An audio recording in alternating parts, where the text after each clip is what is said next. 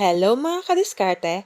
Another dagdag paninda na naman ang ibabahagi ko sa inyo. Ito nga pala ay no-bake crema de fruta. Excited na ba kayo? Tara, simulan na natin!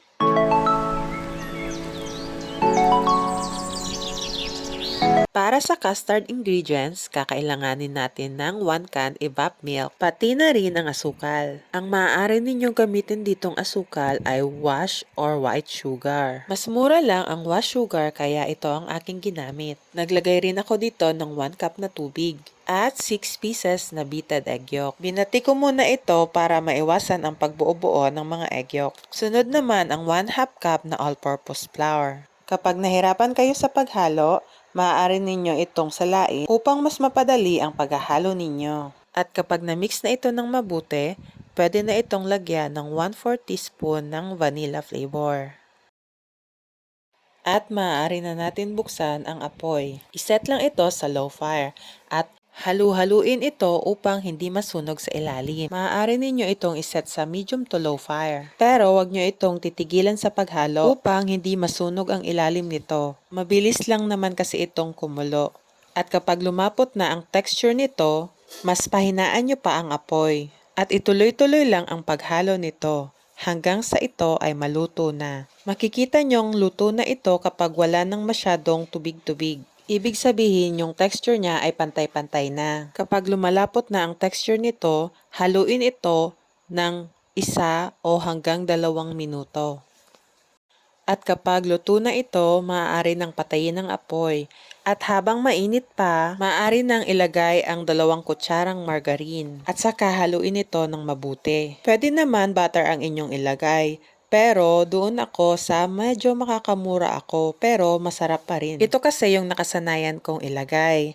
Dahil ito ay recipe ng aking nanay. Ito yung madalas niyang iserve kapag meron kaming okasyon sa bahay namin. Ayan, tapos na ang ating custard filling. Iset aside muna ito at tayo nang mag-arrange ng ating tab. Ang gagamitin kong base ay graham crackers. Instead, sponge cake. Kaya hindi na natin ito kakailanganing i-bake. Mas pinadali ito kaysa gumamit tayo ng sponge cake. Pero nasa sa inyo pa rin kung gugustuhin nyong gumamit ng graham crackers or sponge cake mismo. Kung napansin ninyo ay inarrange ko na ang graham crackers sa tab. Ginagawa ko iyon bago magluto ng custard filling upang makat ko pa yung sobra sa graham crackers. Ang gusto ko kasi ay yung pantay sa ilalim, kahit medyo crack na yung graham crackers. Bali, ang kada tab ay mayroong 2 layers ng custard filling at graham crackers. Sa kada layer naman ay naglagay ako ng at least 3 tablespoon ng custard filling. Kayo nang bahala kung gaano kakapal or kanipis ang inyong ilalagay na custard filling. Siyempre, mas masarap kung mas makapal. Pero siyempre, kung malulugi ka na ay hinay-hinay lang. Ayan, nung natapos ko ng lahat na malagyan yung mga tab ay lalagyan ko na ito ng fruit cocktail. Maganda itong fruit cocktail na nabili ko dahil marami itong cherry. Sinuwerte lang sa pagpili ng lata. Dahil kahit sino naman kapag nag-open ng fruit cocktail ay cherry agad yung hinahanap, di ba? Kaya ayan, nilagay ko ito sa gitna, tagi-isa sa kada tab. At para rin siya ang center of attraction. So ayan, tapos ko nang malagyan ng fruit cocktail ang lahat ng tabs. Bale, 7 tabs nga pala ang aking nagawa. Ngayon, proceed naman tayo sa paggawa ng gelatin. Bale, ang una ko nga palang binuhos ay yung sama ng loob. Ay, joke lang, seryoso na tayo, okay? So ayun, ginamit ko nga pala ang syrup ng fruit cocktail. Bale, 1 cup yung aking nakuha doon. At naglagay ako ng 1/2 cup na tubig. At kalahati lang ng gelatin ang nilagay ko dahil sobra-sobra naman kung uubusin ko pa yung isang sachet. Ayan, niluto ko na ito hanggang sa ito ay kumulo. At kapag ito ay kumulo na, maaari na natin itong ilagay sa ating crema de fruta. Dahan-dahan lang sa paglagay dahil baka masira ang ating custard filling. Ingatan na mapailalim yung ating gelatin upang hindi sumama ang lasa nito.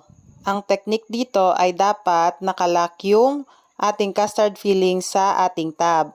Ibig sabihin, walang daanan pa ilalim yung ating gelatin. At kapag nangyari iyon na napailalim yung ating gelatin ay hindi na ito maganda. dapat nasa ibabaw lang na part ang ating gelatin. Siya nga pala, dapat clear gelatin ang ating gamitin. Huwag na kayong gumamit ng ibang kulay kasi hindi na makakita dito ang ating fruit cocktail. So, ayan, tapos ko nang gawin yung ating no-bake crema de fruta. Bago natin ito kainin or ibenta, ay i-chilled muna natin ito overnight. Dahil mas masarap itong kainin kapag malamig. Dito sa amin, binibenta ko ito ng 100 pesos. Binibenta ko ito sa online. Maganda itong idagdag sa inyong paninda dahil madali lang itong gawin. Ayan, tapos na tayo sa ating paggawa ng ating crema de fruta. Naway marami kayong natutunan at sana ay matulungan kayo sa inyong pangkabuhayan. Hanggang dito na lamang po. Thank you for watching. Paalam!